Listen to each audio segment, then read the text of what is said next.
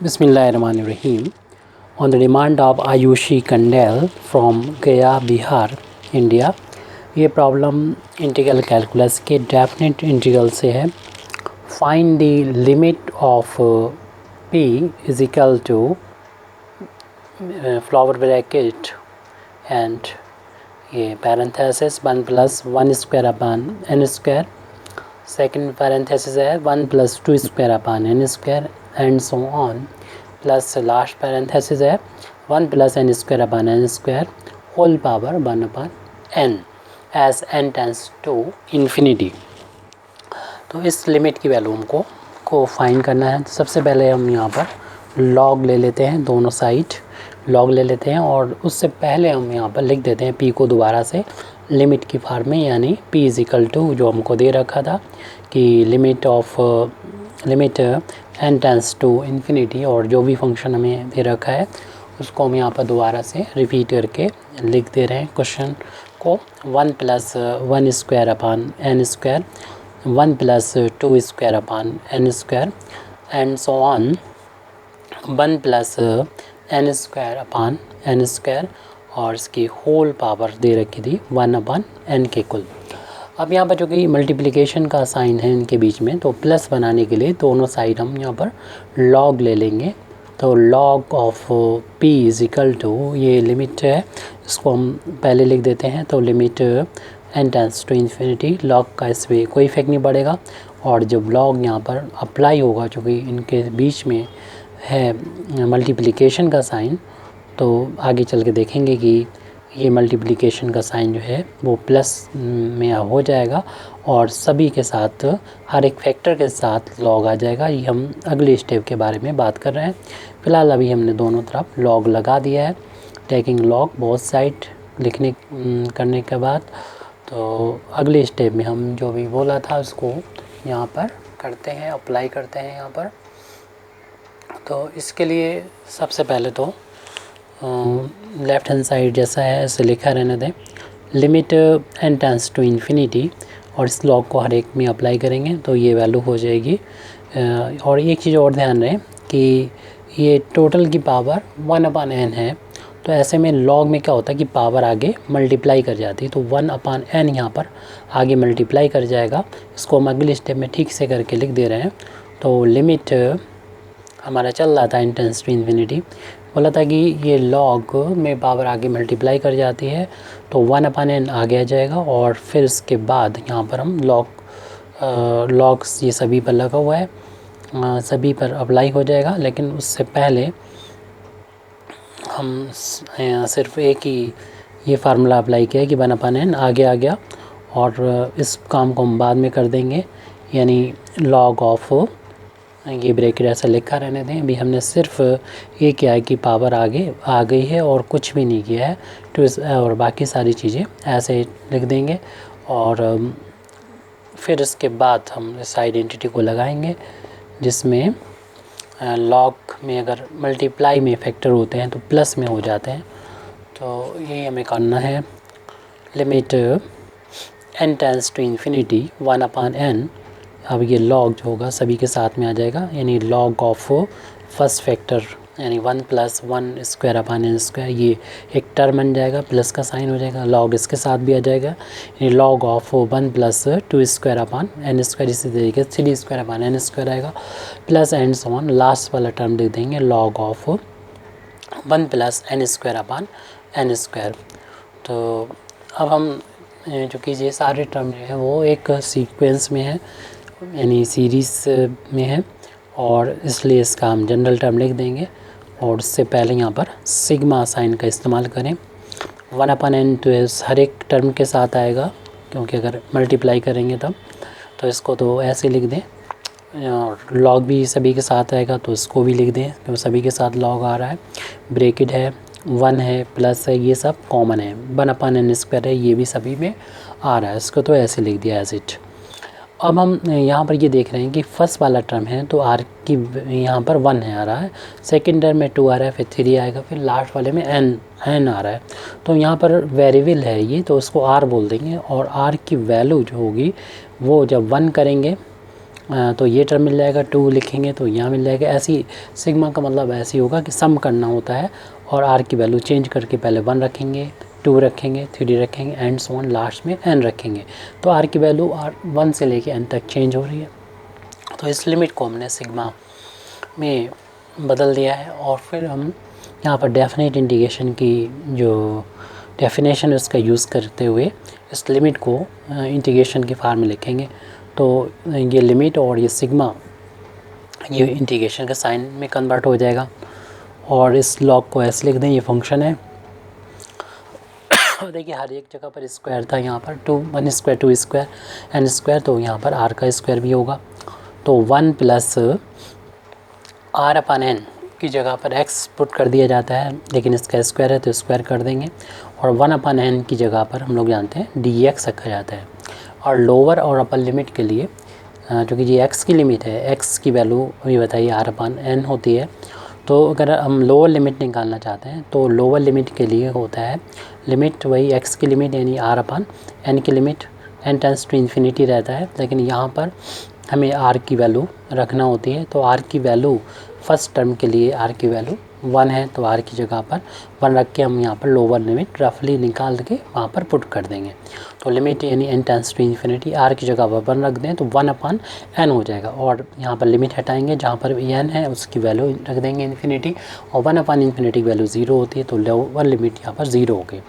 अब upper limit अगर हमको फाइंड करना है तो वही फार्मूला यानी limit n tends to infinity r/n यानी x की लिमिट होती है तो x की वैल्यू r/n। r की वैल्यू लास्ट वाले टर्म में क्या होती है, लास्ट वाले टर्म में यहाँ पर r की वैल्यू देखिए n के इक्वल है इसके करस्पॉन्डिंग, तो यहाँ पर n रख दिया जाएगा यानी limit n tends to infinity r की वैल्यू n अपन n करेंगे तो ये कैंसिल, r की वैल्यू n रखने के बाद में ये वैल्यू देखने 1 टाइम्स होगी यानी अपर लिमिट 1 हो जाएगी। तो यूजली 0 और 1 ही होती है।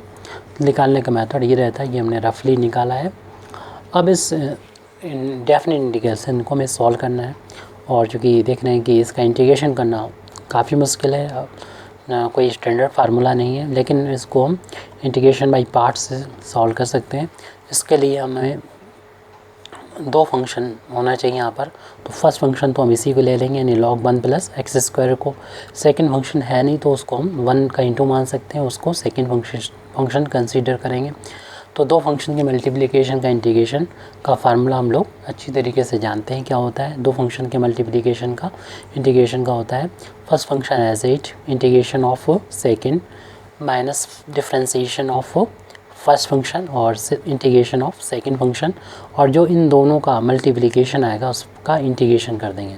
तो इस फार्मूले का हम यहाँ पर यूज़ करेंगे। फर्स्ट फंक्शन जो कि ये माना था एज इट लिख देंगे log 1 plus x square. Second function जो कि 1 है उसका इंटीग्रेशन x होता है और लिमिट तो यहाँ पर आ चुकी है तो 0 to 1 रख देंगे। उसके बाद माइनस का साइन होता है, इंटीग्रेशन का साइन होता है, लिमिट मालूम है 0 से 1 है। फर्स्ट का डिफरेंशिएशन यानी हम इसका डिफरेंशिएशन करेंगे। log x का डिफरेंशिएशन 1/1 प्लस एक्स स्क्वायर होता है, लेकिन ये x नहीं है, इसका दोबारा करेंगे तो 1 का 0 हो जाएगा, एक्स स्क्वायर का 2x हो जाएगा और फिर 1 का इंटीग्रेशन करना पड़ेगा सेकेंड फंक्शन का जो कि x होगा और dx चलेगा ही यानी x के रिस्पेक्ट में इंटीग्रेशन। अब यहाँ पर तो हम अपर लिमिट और लोअर लिमिट रखेंगे यानी पूरे इसमें जहाँ पर भी x नज़र आएगा वहाँ पर अपर लिमिट 1 रखना होगी। तो ये हो जाएगा log of 1 plus 1 square into 1 minus lower limit रखेंगे log 1 प्लस 0 स्क्वायर इंटू 0। तो upper limit minus lower limit, ये तो फर्स्ट टर्म हो गया। माइनस सेकेंड टर्म दिखने से पहले ये 2 जो कांस्टेंट दिखा हमने उसको बाहर कर दिया इंटीग्रेशन से और x का इंटू होके एक्स स्क्वायर हो जाएगा। लिमिट 0 to 1 चल रहा था, ऊपर x square upon 1 plus x square है अपान में, क्योंकि ऊपर नीचे की पावर इक्वल है तो हमें डिवाइड करना यहाँ पर ज़रूरी हो जाएगा। और डिवाइड करने का मेथड ये है कि अगर इक्वल पावर है तो जैसा नीचे है वैसा ऊपर बना लें, न्यूमरेटर और डिनोमिनेटर को सेम कर लें। इधर हो गया 1 का स्क्वायर 1 और 1 1 2 हो जाएगा यानी log 2 और 1 का इंटू करेंगे तो log 2 ये आ गया यहाँ पर। माइनस और जीरो से इंटू करेंगे तो ये टोटल वैल्यू ज़ीरो के बराबर होगी। -2 तो जैसा अभी हमने बोला था कि जैसे नीचे है वैसे ऊपर बनाने में, जैसा डिनोमिनेटर में है वैसा ही न्यूमरेटर बनाने के लिए 1 हमें ऐड करना पड़ेगा। ऐड किया तो सब्सट्रैक्ट भी कर देंगे और ये मैच कर रहा है यहाँ से सेपरेट कर देंगे और सॉल्व कर लेंगे। तो ये वैल्यू चल रही है log 2 minus 2 times integration 0 to 1। इसको सेपरेट करेंगे तो 1 plus x square upon 1 plus S square, numerator denominator में सेम है, और 1 अपान दिस कर लेंगे 1 अपान 1 प्लस एक्स स्क्वायर और यहाँ पर dx, ये टोटल सेम है, कैंसिल कर देंगे 1 के बराबर आ जाएगा।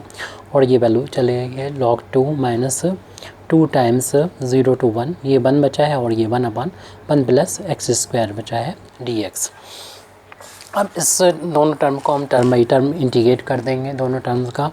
तो और ये लेफ्ट हैंड साइड में ये वैल्यू चल रही है वो log p के इक्वल चल रही है और हमको p की वैल्यू फाइंड करना है। इस टर्म को हमने ऐसे लिख दिया, नोट कर दिया। फिर ये 2 है और इंटीग्रेशन करेंगे यहाँ पर हम 1 का करेंगे जो x हो जाएगा, और 1 अपान 1 प्लस एक्स स्क्वायर का इंटीग्रेशन हम लोग जानते हैं tan इनवर्स x का होता है, क्योंकि tan इनवर्स का डिफ्रेंसिएशन 1 अपान 1 प्लस एक्स स्क्वायर होता है। इसका डिफ्रेंसिएशन ये आ गया। लिमिट इसकी दोनों की कंबाइंड 0 to 1 हमने डाल दी और इसको सॉल्व करना होगा लिमिट को। log 2 फर्स्ट टर्म ऐसे लिख दिया, माइनस सेकेंड टर्म में ये 2, और अपर लिमिट पहले हम यहाँ पर 1 रखेंगे, जहाँ पर भी x मिलेगा वहाँ पर 1 रख दिया, माइनस लोअर लिमिट 0 रखेंगे, 0 tan इनवर्स ये वैल्यू होगी 0। तो log 2 माइनस 2 इंटू हम लोग जानते हैं log 1 जो होता है, tan इनवर्स 1 जो होता है वो 1045 की वैल्यू होती है, यानी π/4 की वैल्यू होती है। तो इसकी जगह पर तो हम लोग π/4 रख देंगे, और tan इनवर्स 0 tan 0 की वैल्यू होती है तो 0 के बराबर रख देंगे। tan π/4 की वैल्यू 1 होती है तो tan इनवर्स 1 की वैल्यू π/4 यहाँ पर हमने नोट कर दी थी, यानी लिख दी थी। अब इसको हम थोड़ा सा सॉल्व करके लिखना होगा, यानी log 2 हमारा ये चल रहा था, इसमें 2 का अंदर मल्टीप्लाई कर देंगे तो 2 का इंटू करने पर ये वैल्यू हो जाएगी 2 माइनस का ये माइनस माइनस फिर प्लस हो जाएगा, तो वैल्यू हो जाएगी ये 2 प्लस का 2 टाइम्स π/4।